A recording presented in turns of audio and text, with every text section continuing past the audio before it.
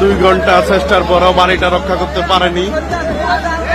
আজকে 60 বছরের মামলা, শেষ পর্যন্ত বাড়িটা ভেঙে ফেলেছে।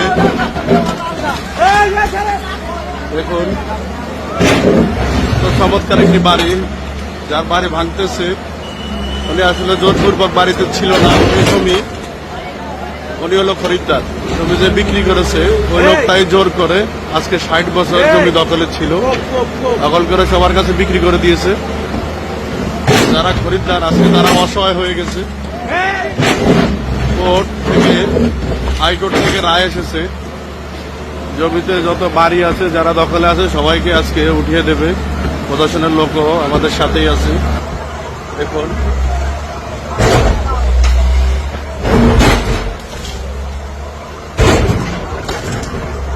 দুই ঘন্টা চেষ্টার পরও বাড়িটা রক্ষা করতে পারেনি, শেষ পর্যন্ত ভেঙে ফেলতেছে।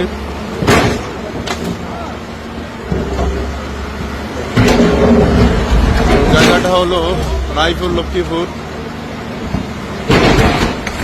কাজীশ্বর 10 নং ইউনিয়ন।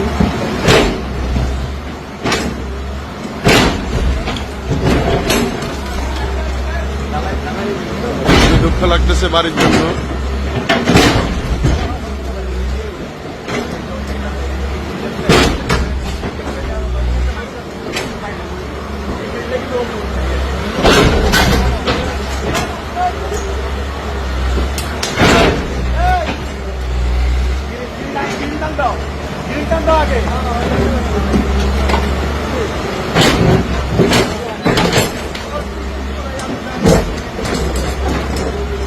বাড়িটার সামনে যে ঘরগুলো ছিল এগুলো সব ভেঙে ফেলছে প্রশাসন।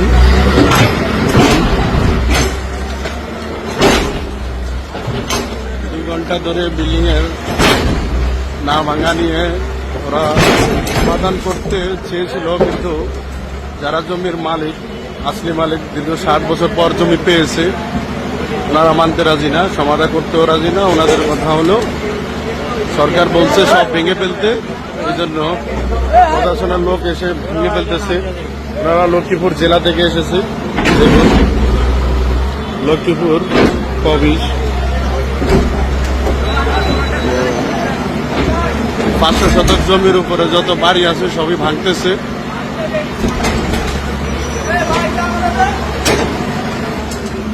হাজারো মানুষের কোলাহল,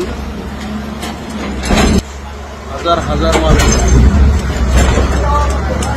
ক্যামেরা চোখ যাচ্ছে, শুধু মানুষ আর মানুষ।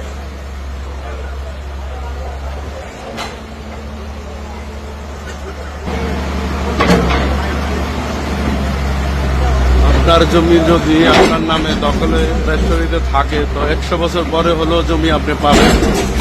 প্রশাসন এটাই বলছে। আমরা আইনকে শ্রদ্ধা করি এবং প্রশাসনকে থ্যাংক ইউ জানাচ্ছি, ধন্যবাদ জানাচ্ছি। যার জমি হাইকোর্ট থেকে ওনাকে জমি ফেরত দিচ্ছে, এই জন্য আমরা আবারও ধন্যবাদ জানাচ্ছি বাংলাদেশ সরকারকে। লক্ষ্মীপুর জেলা হাইকোর্ট থেকে রায় এসেছে বাড়িটা ভেঙে ফেলার জন্য। যত বাড়ি আছে জমির উপরে, 500 শতক জমির উপরে যত বাড়ি আছে সবই ভেঙে ফেলবে আজকে।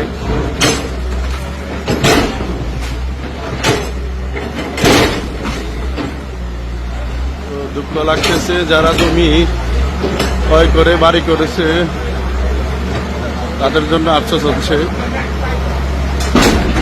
এই জমিগুলা যারা দখল করে রেখে বিক্রি করে দিয়েছে ওনারা তো নেই। 260 বছর মামলার পর জমিটা ফেরত পেয়েছে।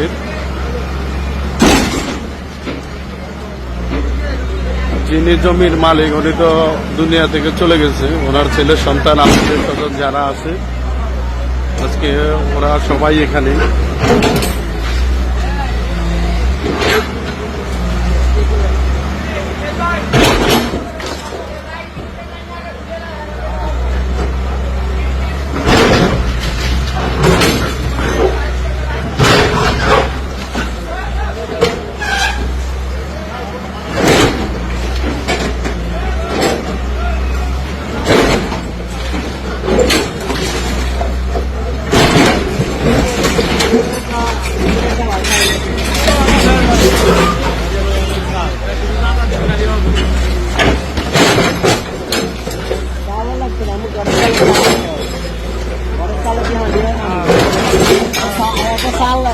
চাল দেখবো আমি ঘরের চালে দিয়ে আনবো মানে বাংলাদেশ সরকারকে আবারও ধন্যবাদ জানাচ্ছি 60 বছর পর জমির মালিক সে জমি বুঝিয়ে দেওয়ার জন্য।